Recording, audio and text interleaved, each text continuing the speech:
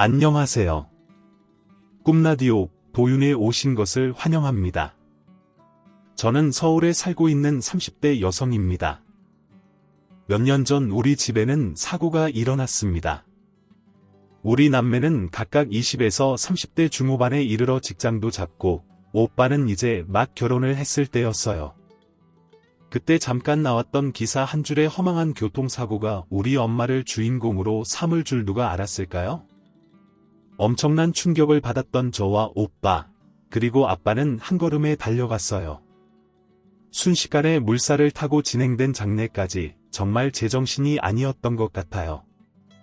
당시 부모님은 우리 동네에서 인지도가 있고 사람들이 꽤나 드나드는 마트를 운영하고 계셨어요. 그때 거래처들이나 얼굴이 익숙한 고객분들 등 여러 사람이 장례식에 와주셨어요. 저 역시 한 동네 토박이로 자라왔기에 건너 아는 사람들도 많이 왔었어요. 결혼한 오빠와 달리 저는 혼자였기에 힘겹게 친구들의 도움을 받아 장례를 돕고 있었답니다. 그러던 중 중학교 때 이후로 전혀 소식을 몰랐던 남자 동창을 우연히 만나게 되었어요.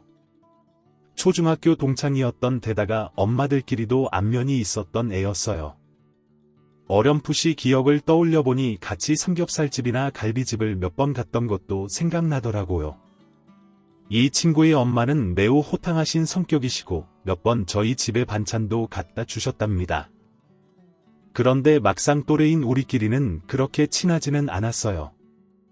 둘 다 낯을 가리는 성격인데다가 그때는 딱히 이성한테 관심도 없었거든요. 그런데 상황이 상황이고 둘 다 성장해서 직장인이 되어 서로 얼굴을 보게 되니 기분이 남달랐어요. 저도 이전 남친과 헤어진 지 꽤 오래되었고 쭉 애인 없이 지내고 있었거든요. 우연히 한번 마주친 이후 친구들끼리도 한 번 더 연락이 닿아 같이 밥을 먹기로 했어요. 이후로 의도치 않게 동선이 맞아서 지하철에서 이 남자애를 계속 마주치게 되었답니다. 한 번은 이렇게 얘기하는 거예요. 저기 가영아, 엄마가 그날 너 보니 많이 말랐다면서 안쓰럽다고 밥 좀 먹이고 싶대. 너만 괜찮으면 우리 집에 가서 한번 저녁 먹지 않을래? 생각해보면 저도 그때 정이 고팠던 것 같아요. 괜히 못 이기는 척 따라가서 밥 한 끼 얻어먹고 저를 다정스레 봐주는 사람의 눈길에 위로를 받고 싶었거든요.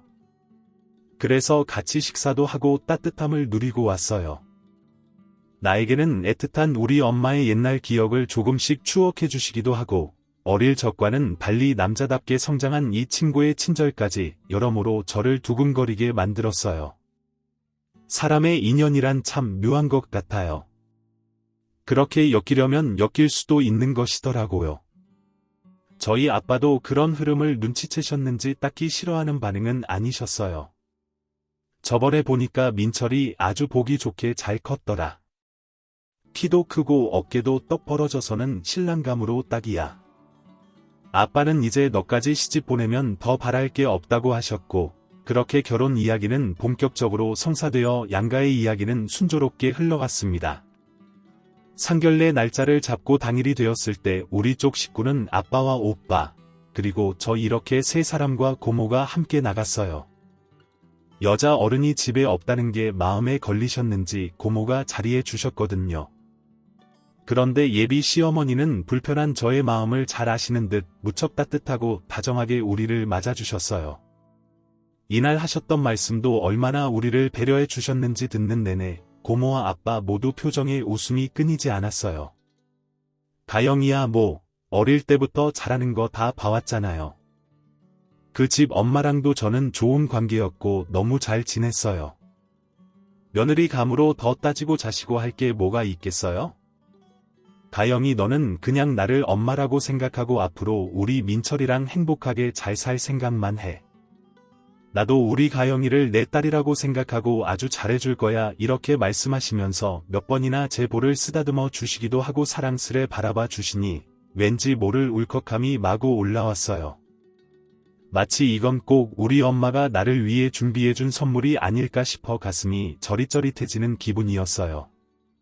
이후로 결혼 준비는 순조롭게 이어졌고 그 과정 중에도 가족들의 사랑을 많이 느끼게 되었어요.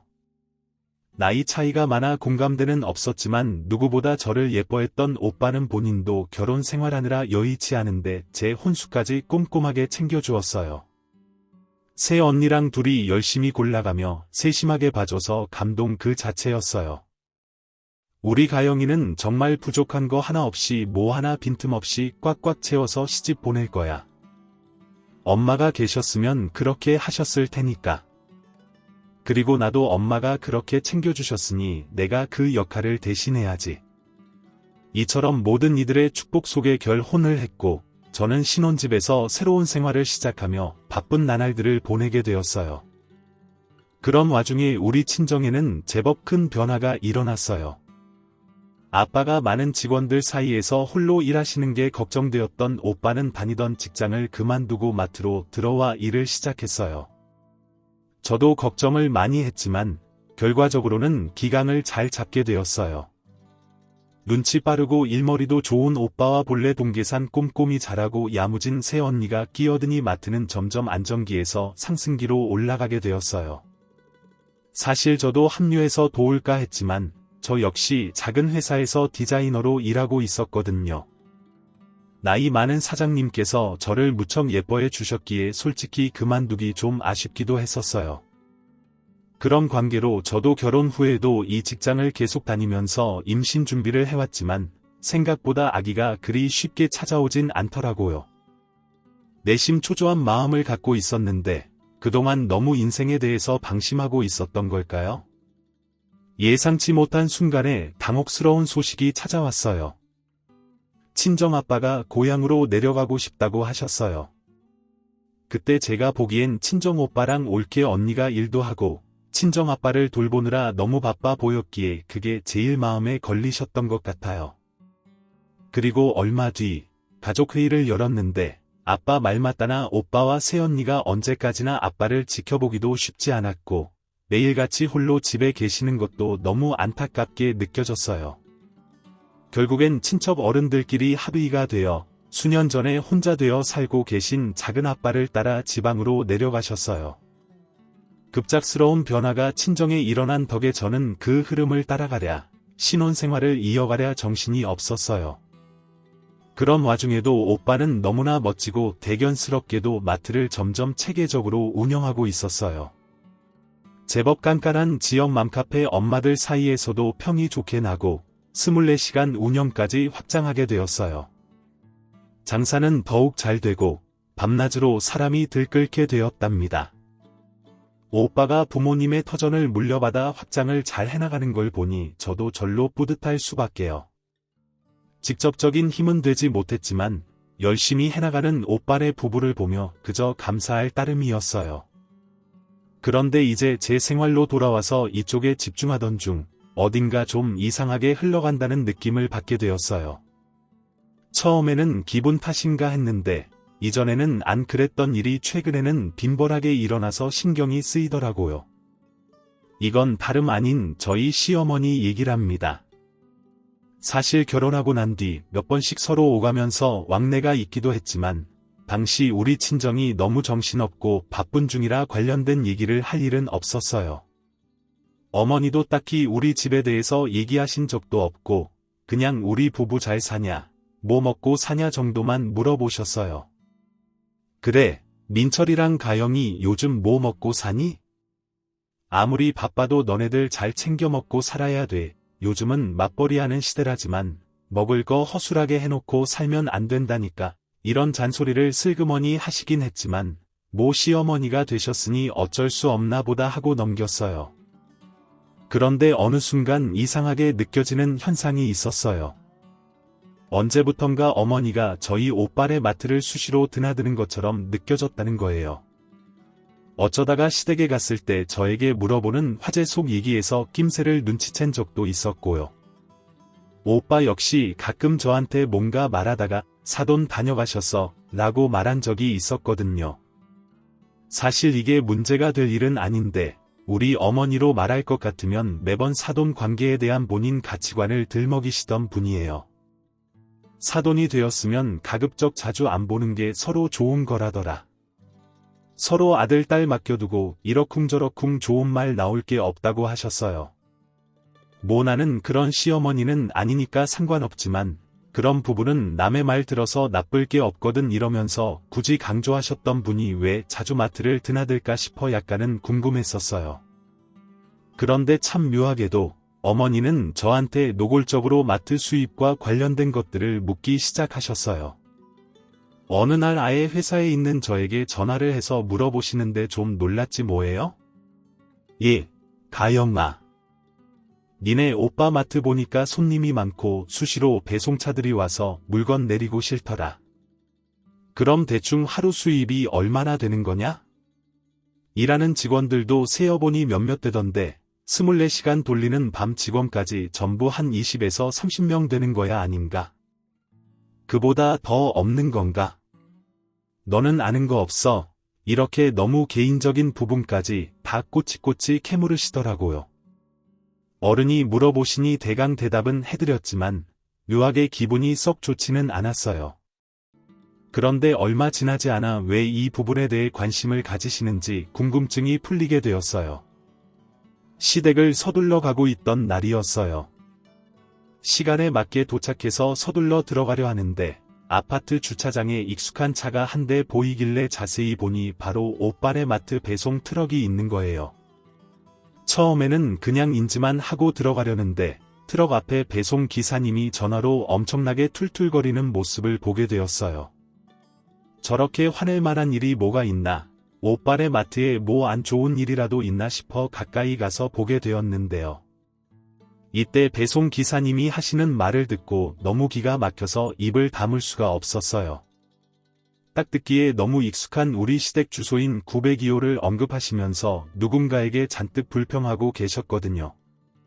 아니 솔직히 좀 웃기지 않아?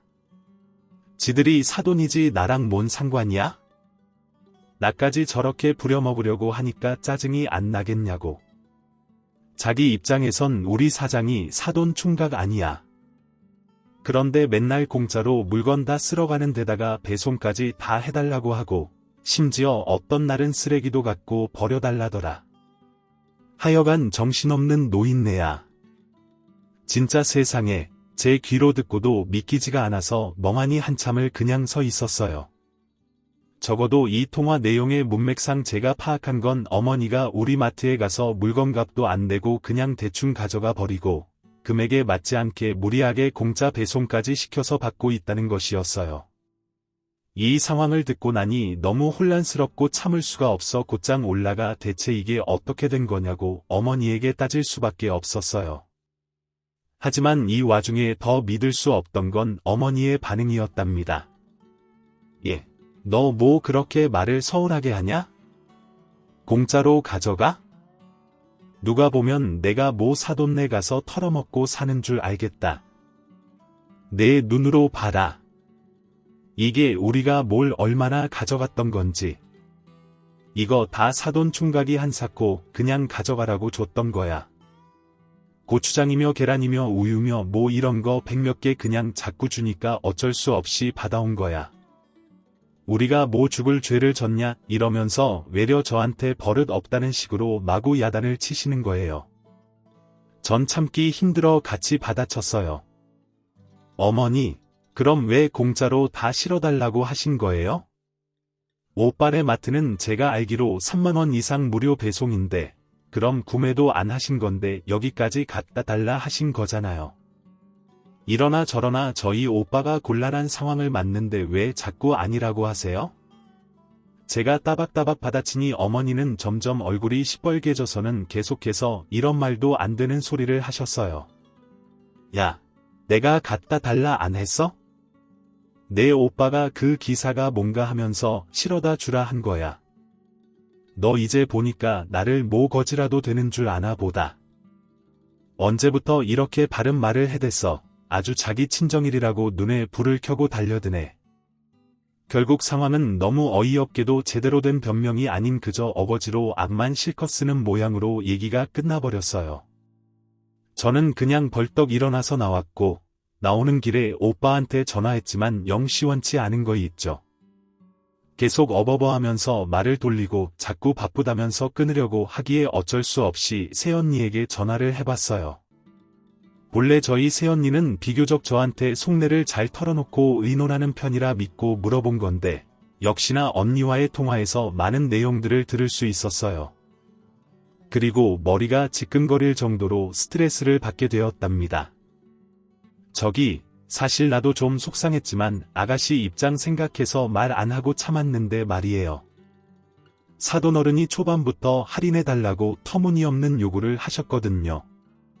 잔돈이 없다는 등 이상한 핑계를 대기도 하고 자꾸나 누군지 모르냐면서 마트 직원들한테 마구 우겨대시니 다들 피곤해하는 중이었어요.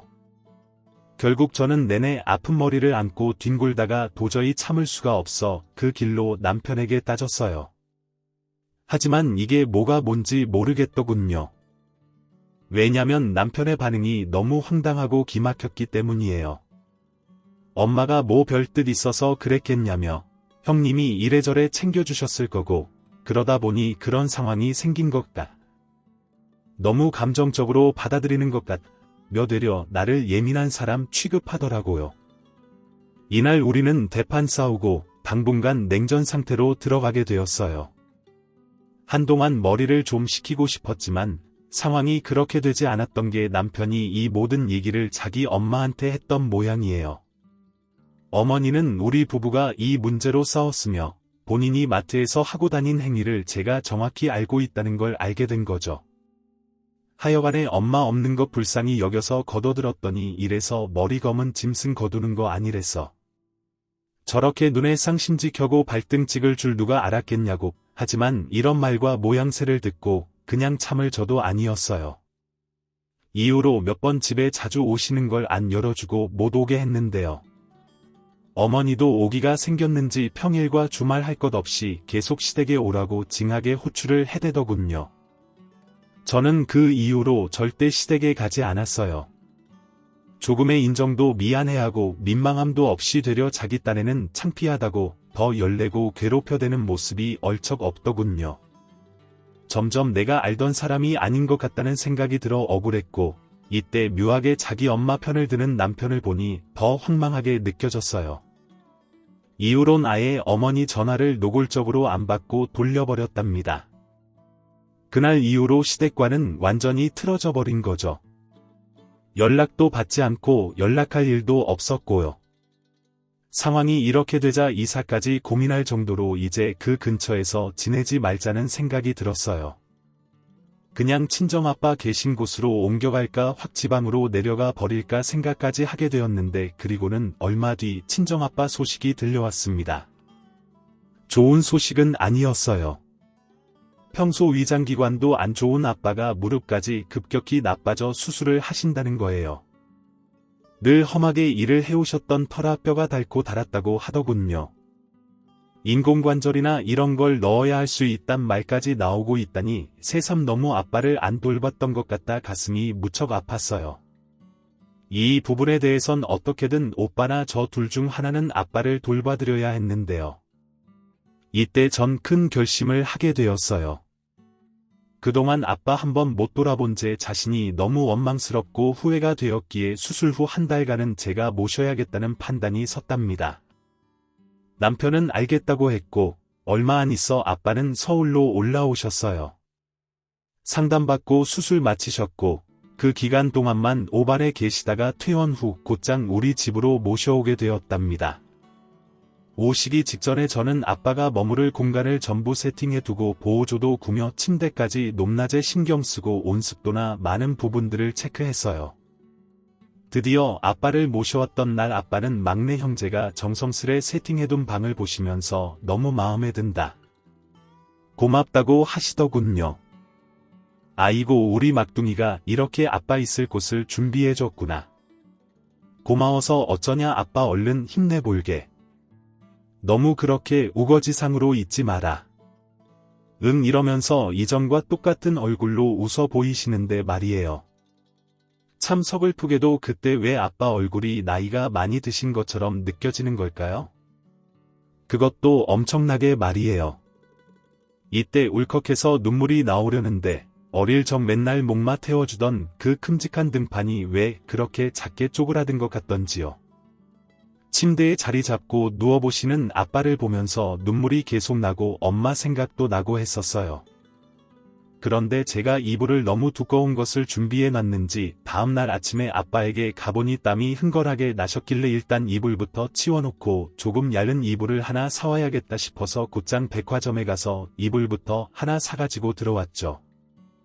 집에 돌아와 이불 포장을 뜯고 있었는데 초인종 소리가 들리는 겁니다.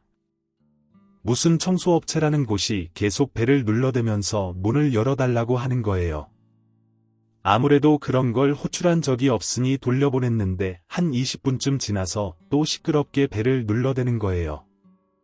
대체 뭔가 싶어 인터폰으로 말하려던 순간 청소업체 사람들 뒤에 익숙한 그리고 매우 불쾌하게 느껴지는 얼굴 실루엣을 보게 되었어요. 그건 다름 아닌 저희 어머니셨어요. 어머니 무슨 일이세요? 연락도 없이 이 사람들은 대체 뭐고 청소업체가 저희 집에 왜 와요? 야 빨리 열어 사람들 기다리잖아 안 보여. 얼른 문 열라고 빨리 전화도 안 받고 문도 안 열어주고 대체 뭐 하는 거야? 당황한 저는 우선 아빠가 계신 방문부터 닫아드리고 문을 열어드렸어요. 어머니는 제가 열자마자 그냥 제 옆으로 훅 지나가면서 집으로 막 들어가 버리시는 거예요. 대체 뭐 하시는 거냐고 따지는 제게 어머니는 마치 우리 집에 같이 계시는 아빠 보고 들으라는 건지 마구 소리를 질러대기 시작했어요. 얼씨고 아주 돈 계산이라면 악착같이 하는 우리 며느님께서 불쌍한 시댁 어른들이 사준 이 집을 아주 지 멋대로 쓰고 있네. 어디 의논도 없이 남의 집 식구 불러다가 한 달씩이나 얹어 살게 해. 이 집 우리 아들 집이야. 너 왜 우리 아들이 새 들어 사는 마냥 불편하게 하냐? 너 내가 나가던지 아님 네 아버지가 나가시라든지 아님 둘 다 나가던지 해 이러고 있으니 대체 왜 같이 따라 들어왔는지 모를 그 이상한 청소업체 사람들까지도 눈치를 보더라고요. 저와 어머니를 계속 고개를 돌려가며 번갈아 보는 거예요. 저 어머니 무슨 말인지 알아듣게 좀 얘기하세요. 연락도 없이 찾아오셔서 왜 이러시냐고요. 어머니는 제 말에 정말 숨도 쉬지 않고 마구 따다다닥 반박을 하더군요. 발을 탕탕 굴러가면서 말이에요. 너 말이야? 고작 그 거지 같은 콧구멍만한 마트에서 반찬 몇 개 받아온 것 같고 사람을 시종일관 거짓 취급하면서 내쫓았지. 아, 네가 그랬어? 안 그랬어? 그럴 땐 언제고 이제 내가 급하니까 뻔뻔하게 의논도 안 하고 객식구를 들여 내가 사람이긴 하냐? 진짜 이쯤 되니? 저도 이성을 찾고 반박할 말이 생각나더라고요. 그래서 한숨을 훅 들이킨 다음 조곤조곤 따졌습니다. 전 남편한테 다 의논했어요. 어머니 남편도 그러겠다고 했고 우리 아빠 딱 한 달만 모시겠다고 해서 합의한 건데 왜 어머니가 나서서 그러세요? 이날은 마침 휴일이라 남편도 안방에 있었는데 이때서야 슬그머니 나오더라고요. 저도 말하면서 남편을 쓱 쳐다봤어요. 본인도 알겠다고 응했던 거니 뭐라고 대고 할 줄 알았는데 너무 어이없게도 그냥 멀뚱멀뚱 남처럼 저 청소업체 직원들처럼 저와 어머니를 번갈아 가면서 쳐다보는 거 있죠. 그러더니 대뜸 믿을 수 없는 이상한 행동을 하는 거예요. 아빠가 지난번 덮으셨던 그 두터운 이불을 제가 세탁하려고 다용도실에 빼뒀는데 그걸 갑자기 이고지고 나와서는 마치 그게 막 더럽다는 듯이 흔들고 털어대는 게 아니겠어요? 당신 지금 뭐 하는 거야? 어이가 없네 진짜 고작 하루도 못 참고 어머님한테 쪼르르 일러 바친 거야. 당신도 함께 모시자고 동의했잖아. 그런데 이렇게 말을 뒤집고 내 속도 뒤집어 당신 마마보이야. 그러자 어머니는 곧장 눈에 쌍심지를 켜고 어디서 우리 아들한테 목소리를 높이냐고 고함을 지르지 뭐예요. 야, 네 아버지 내가 모시고 내려가든지 나가든지 하라잖아. 내 말이 우습게 들려 이 집이 내 거냐? 내 아들 살려고 우리 노후 땡겨가지고 사준 집이야. 집에 얹어 살면 고마운 줄 알아야지.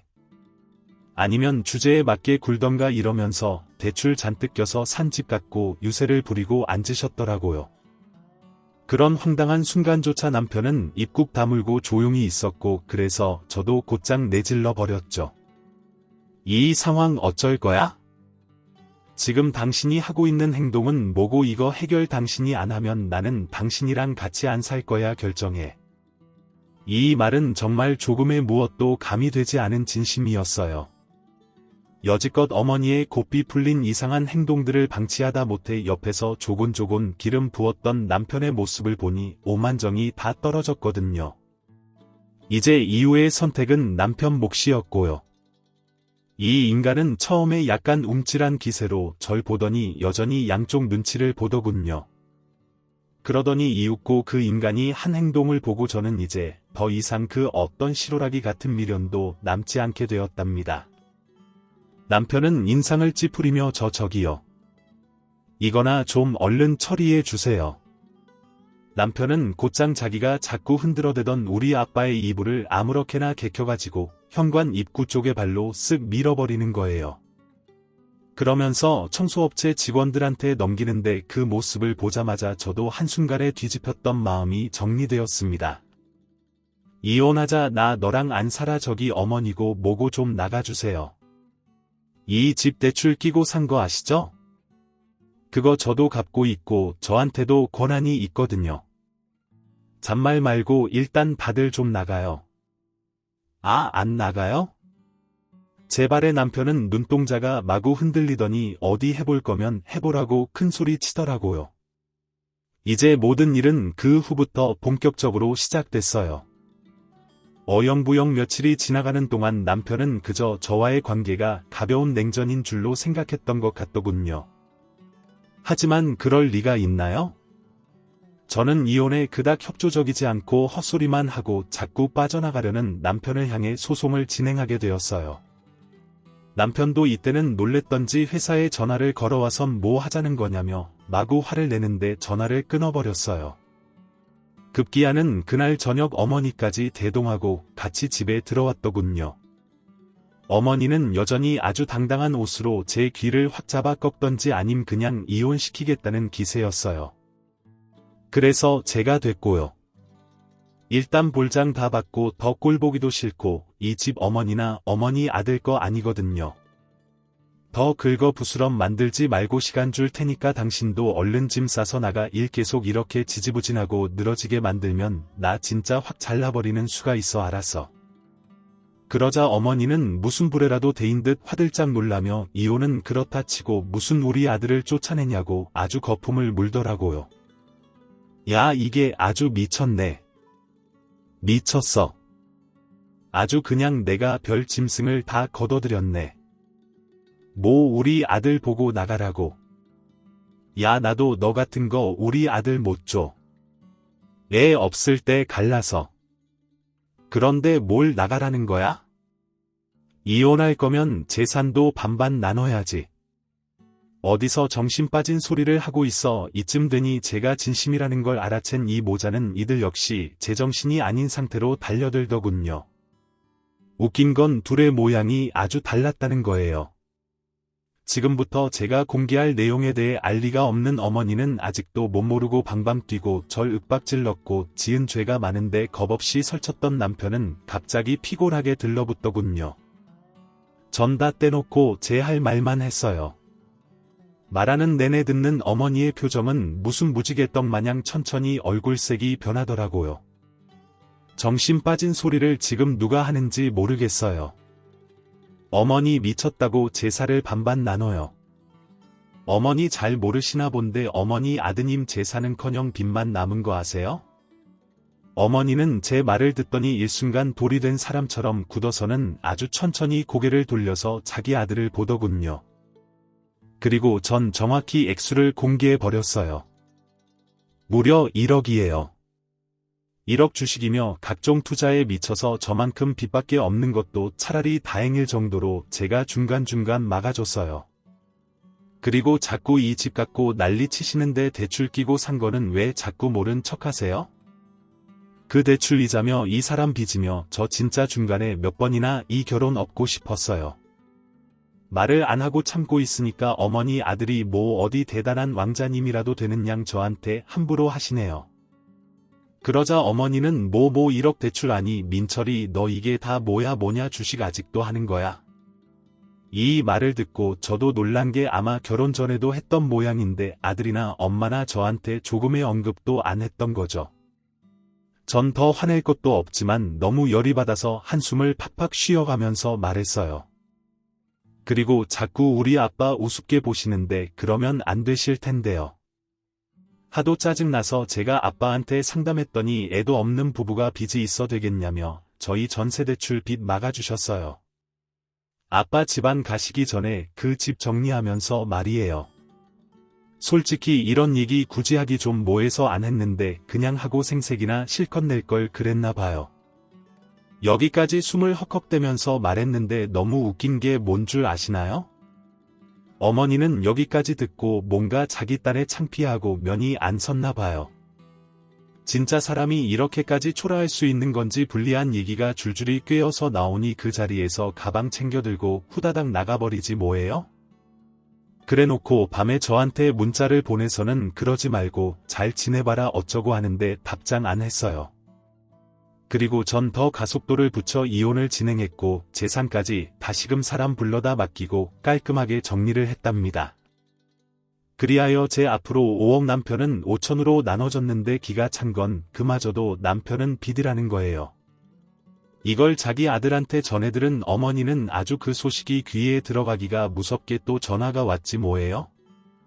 4-5통의 전화를 부재중으로 넘겨버리니 급기야 문자가 왔는데 아주 가증스러운 내용이었어요. 내 하나밖에 없는 며느리 가영아 서로 다른 환경에 살다가 같은 가정을 이룬다는 건 참 쉽지 않은 일인 것 같다. 그래도 힘든 일 겪어가면서 서로 소중함을 알고 다시 시작하는 아름다운 가정들이 있어. 우리 다시 잘해보자. 민철이랑 가영이는 잘 해낼 수 있을 거야. 이혼은 없던 걸로 하고 다시 새롭게 시작해보자. 어떻게 이따위 내용을 눈 하나 깜짝 안 하고 꾹꾹 손으로 눌러 찍어 보냈을까요? 문자를 보니 더 감당할 수 없는 분노가 밀려왔어요. 얼마나 제가 만만했으면 이따위 문자로 저를 회유하려고 하냐고요. 저는 마지막으로 단 문자를 보내고 차단을 했습니다. 어머니 웃기는 소리 하지 마세요. 빚만 5천인 아들을 어디 저한테 떠넘기려고 하세요? 어머니한텐 아들이니 다시 주워가셔서 끼고 살고 빚도 갚아주고 밥도 해주고 빨래도 해주며 사세요. 이후로 몇 번이나 남편의 애걸 복구라는 문자가 왔고 어머니도 우리 마트를 서성거리며 아주 너저분하게 굴더라고요. 모든 상황을 다 알고 분노한 오빠가 이제는 더 참을 수 없었는지 마트 앞에 찾아온 어머니한테 크게 엄포를 놨나 봐요. 사람 많은 데서 망신 주기 전에 다시는 여기 오지 마셔라 했더니 그 뒤로 코빼기도 못 봤다고 하더라고요. 한바탕 귀찮은 절차와 복잡한 일들이 남아 있었지만 그럭저럭 잘 치러서 이혼도 마무리됐고요. 저는 작은 아파트를 하나 얻어 아빠와 함께 살게 되었어요. 기존에 하던 직장에선 감사하게도 재택근무로 돌려주셨고 저도 간간히 마트에 나가서 새언니와 오빠를 도우며 잘 지내고 있답니다. 그리고 아무래도 이쪽 동네가 좁다 보니 맨날 마트에서 진상 부리고 사돈부심을 부리던 어머니는 소문이 날 대로 다 났어요. 드나드는 사람들도 많고 배송 기사님들도 있고 이래저래 저 집에서 진상 피워서 이혼하게 되었다는 소문이 크게 난 거죠. 결국 어머니는 참다 못 견뎌 오래 살던 그 아파트를 정리하고 다른 데로 이사 갔어요. 제가 가장 최근 소식으로 들었던 얘기는 전 남편도 거처가 달리 없어서 자기 엄마랑 아빠랑 같이 살고 있고 빚도 어머니가 갚아줬다는 것 같아요. 사실 저에게 있어서 이혼이라는 것이 결코 유쾌한 화제는 아니지만 그래도 나름 천만다행으로 여기는 게 있다면 둘 사이에 아이는 없었다는 것. 그리고 더 험한 꼴 보기 전에 그 집과 연을 끊었다는 거예요. 당분간은 아빠의 건강 그리고 제 삶의 회복을 위해 열심히 살고 싶네요. 여기까지 저희 이야기 들어주셔서 감사합니다. 모두 건강하세요. 오늘도 저희 채널에 와주셔서 감사드립니다. 더 좋은 이야기로 찾아뵙겠습니다. 지금까지 작은 별 라디오였습니다.